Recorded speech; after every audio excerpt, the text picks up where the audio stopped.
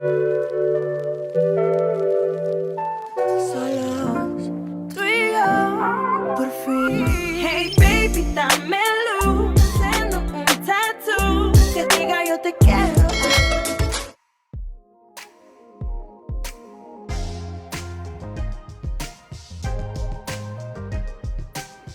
It feels amazing because this is my dream since I was a kid.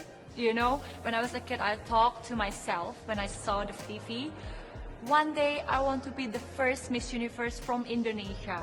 It was like 5 years old, but then I say to myself, it means, because it means that nobody is gonna be the winner of Miss Universe from Indonesia if I pray like that, right? Because I was saying like the first.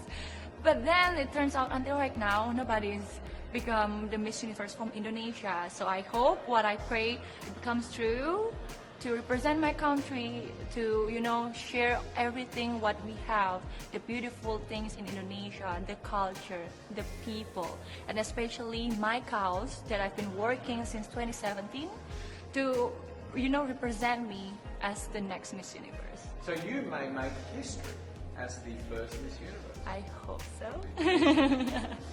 Tell me, what was it about that dream, that idea of being Miss Universe that so inspired you? What did you love so much about it? Yes, to be honest, since I was a kid, it was thinking about only princess things, right? I'm not lying, I'm not naive. But since I grow up, it becomes more than just a crown. It becomes more than just someone who's famous. But you have a voice. You have a voice that it's really meaningful to everyone, to inspire others, that you have a value that you can work on to inspire them to work together with you. Especially I have my cause that is Senyum Desa, or Smiling Village, which is we are focusing to help those people in remote areas because they are living in different quality with us, right?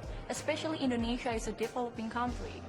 We have inequality almost everywhere, in education, economy, healthcare system, security even. So that is what we are working on.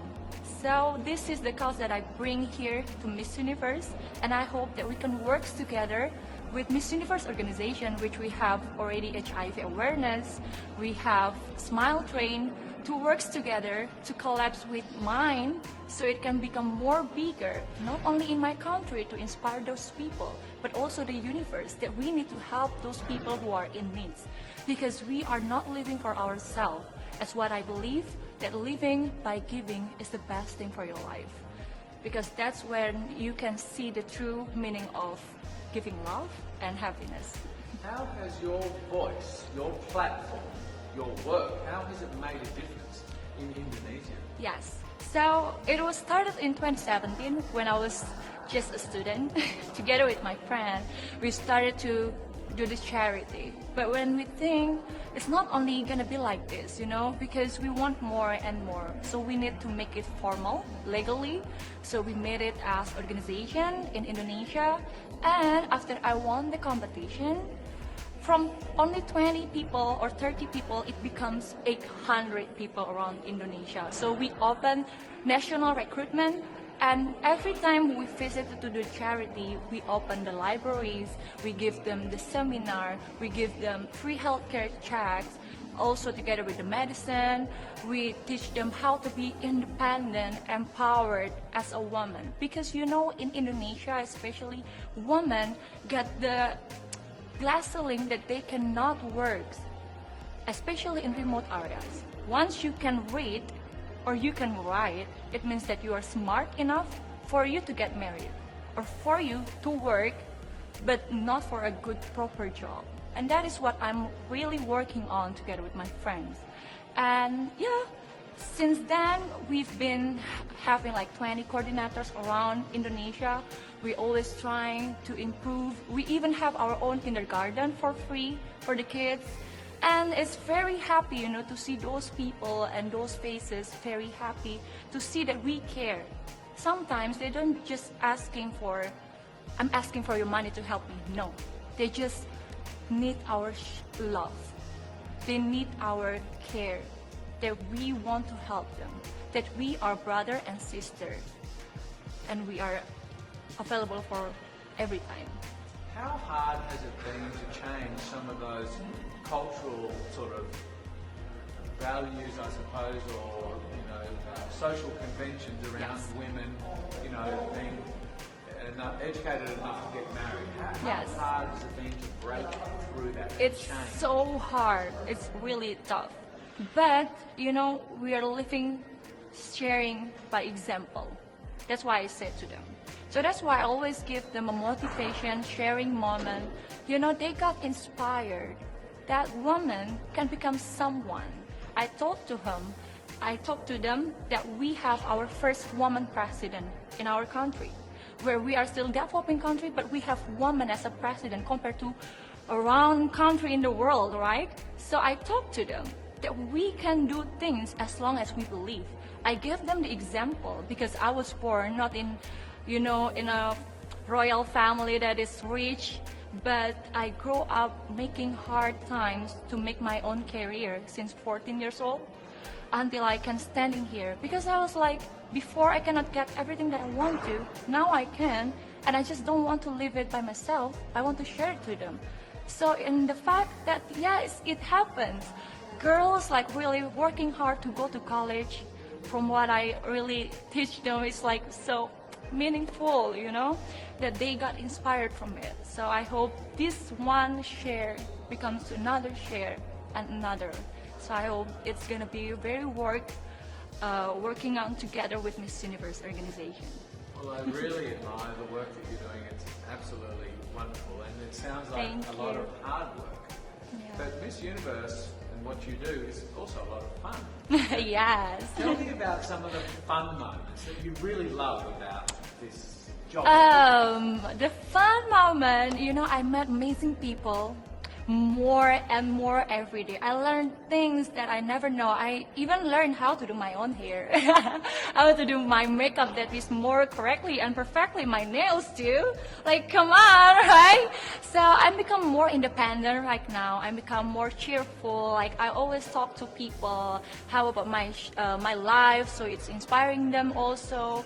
So the fun thing is, everyone in Indonesia before was bullied me because they thought that I cannot speak, they thought that I cannot good in English. I was not good in English before, but I showed it to them that I want to learn every day, the whole my reign until right now, so I can represent my country in a good way. Would you say that being involved in Miss Universe and being Miss Indonesia has given you sort of much more confidence, and the confidence to think that anything is possible? Great, yes, that's true. Because people before don't trust me that I cannot speak in English. Now, here I am. So nothing is impossible. That is also my hashtag that I always share since 2017. My first pageant in Indonesia for Go to Miss Universe when I was 19 years old. So this is my second. So from that, my hashtag is nothing worth having comes easy. I always post it every time I post a photos. So it's to share to everyone that what you see in Instagram is something that is only beautiful. You don't see how they work hard for that. You don't see how they are trying to get that point. So you just have to work on to get that point for yourself, for your future. Well, your English is beautiful, and I learned Thank Indonesian you. when I was in high school. And your English is much better than my Indonesian. Thank Selamat, you. and that's about it. Thank you. Tell me about, like now, here and now, where this is Miss Universe. This week, you are competing for that. How does that feel? It feels like a dream come true, for real. Because this is every woman's dreams in the world, to represent their country, to meet all the beautiful ladies, to share their cause. Because they are not only a woman that is beautiful and pretty, tall, but they have the confidence, they have the cause to fight for and to work together with the world.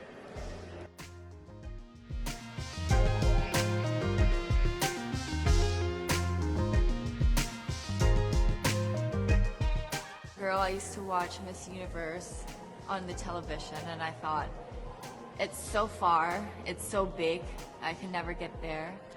But to actually be here right now, knowing that in just a couple of days I'll be on that stage, whew, I'm just so incredibly happy, and to be representing for my home country, Thailand. I'm in awe, I'm in shock, and it's the best feeling in the world. I'm so blessed to be here. And I cannot wait to be on that stage and really perform and make my country proud. Well, first of all, congratulations. How does it feel to be here? Thank you. It feels amazing. I cannot believe that I'm here. You know, with the COVID situation, I'm so glad that we're all here and that there's so many girls that are able to be a part of this competition. And what it makes me realize is that the world isn't that big.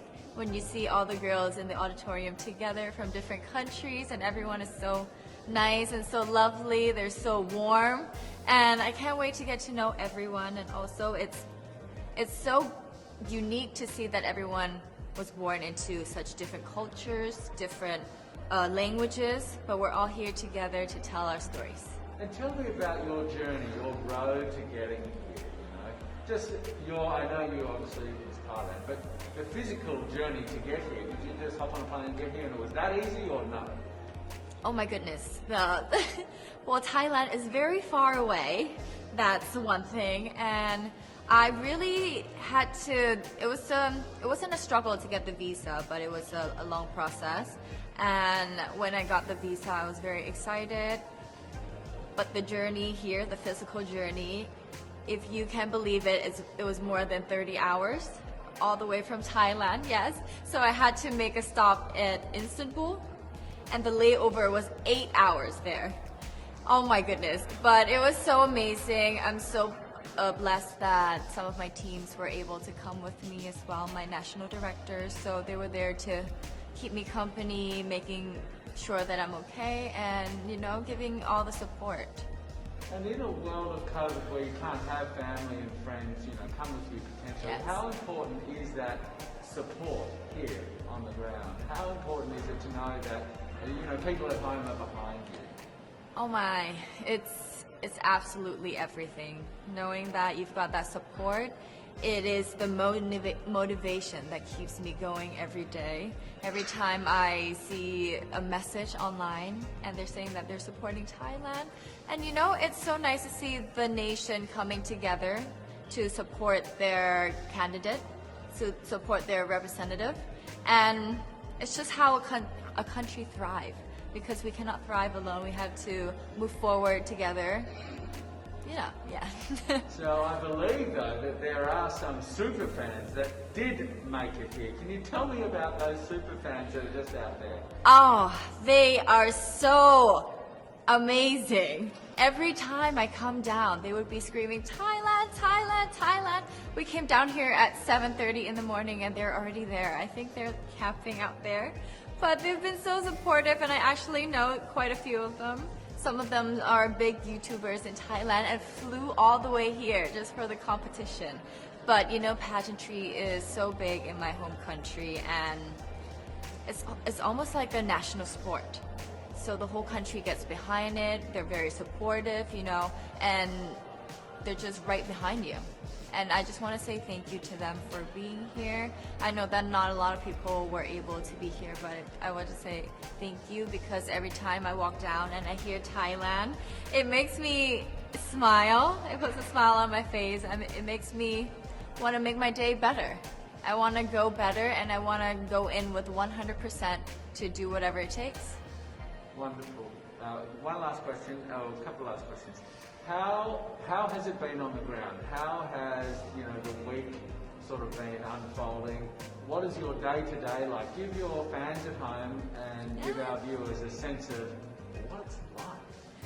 What is it like here? It is incredible. It's an incredible journey to have been able to meet all of the girls, because when you know of each other online and you've been messaging, you're on WhatsApp, there's a WhatsApp group, you've been talking, but then to actually come here and meet them in reality, it's just a whole different feeling. And it's just so nice to get to know them better and to know their stories, because each of them are so inspiring and they're so empowering.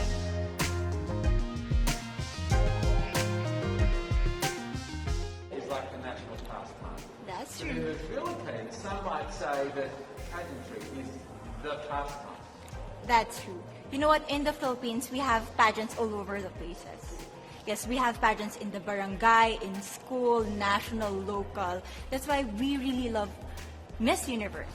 It's like it's giving pride and putting the Philippines back on the pedestal. That's why there's an added pressure as a candidate coming from a pageant-loving country. But it's a good pressure. I always look up to our former Miss Universe Philippines. They really did well in the competition. And now this is my time to show who I am, to offer what Rabia can show to the rest of the universe. So I'm very happy. And at the same time, I'm excited to make all my kababayans proud. And hopefully I do. Why do you think it is that the Philippines love pageants? They have appreciation for beauty.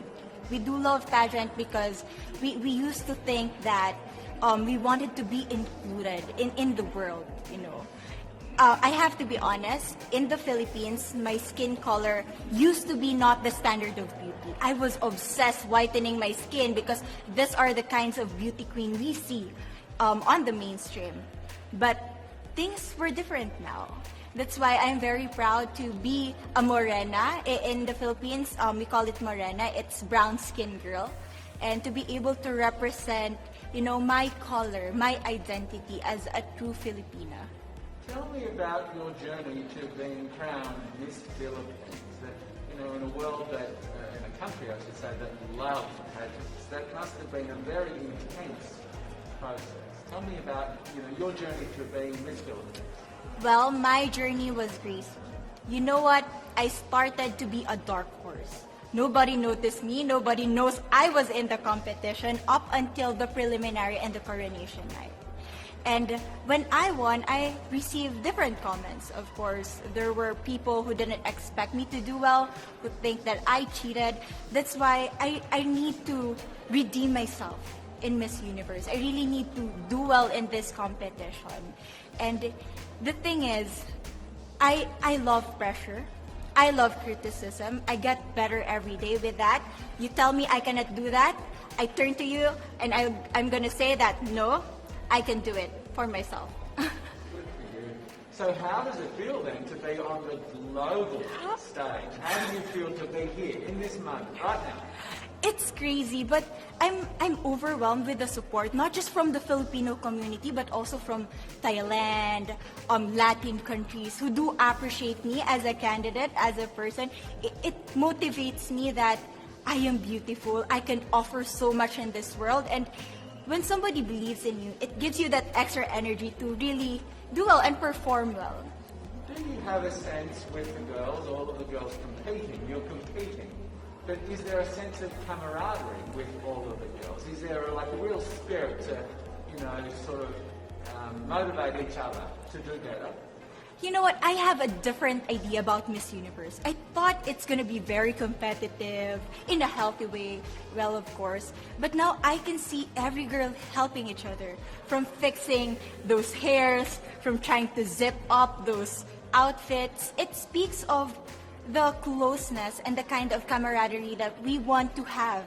The goal of Miss Universe is not just to crown one girl, but also to build a genuine and long-lasting friendships among us. Would you say within the Miss Universe world, the contestants, is there a sisterhood? Are you sisters? There is sisterhood. I can say I was able to talk to different representatives from different backgrounds, different cultures. And despite our differences, there's so much to be highlighted in what binds us together. And that is because we want to empower women. We want to have our advocacies. We want to speak for the things that we love. And that's a celebration of women and the beauty that we have. So coming out of this week, obviously you would love to be crowned Miss Universe. Of course. And that would be wonderful, of course, for any of you. But what else will you take out of this week? What do you think you'll feel at the end of this week, regardless of the result? How will you be a different person? It's the growth and the development that I was able to have during preparing for this dream. I will be honest, there was a moment that I lost my identity. because I was put under pressure. I was in that position in which I feel like I'm not good enough. I'm not a good representative of my country, but I was able to bounce back stronger. And if I was able to do that for Miss Universe, I will be able to do that in life. That is my greatest takeaway from Miss Universe. Okay, so the Philippines have a huge amount of fans. Yes. I want you to give us a little bit of a message to the fans here and at home. But send a message. What would you say to all the fans in the Philippines? To all my fans from the Philippines and from all over the world, maraming salamat po. Thank you so much for loving me and for believing in me. It means a lot to somebody who is so naive in this industry, who has no idea how to become a beauty queen on the first day of my journey. But because of your love and support, I was able to be the woman that I am today. And regardless of the result, I may or I may not win the crown, but one thing is for sure, I'm gonna make you all proud.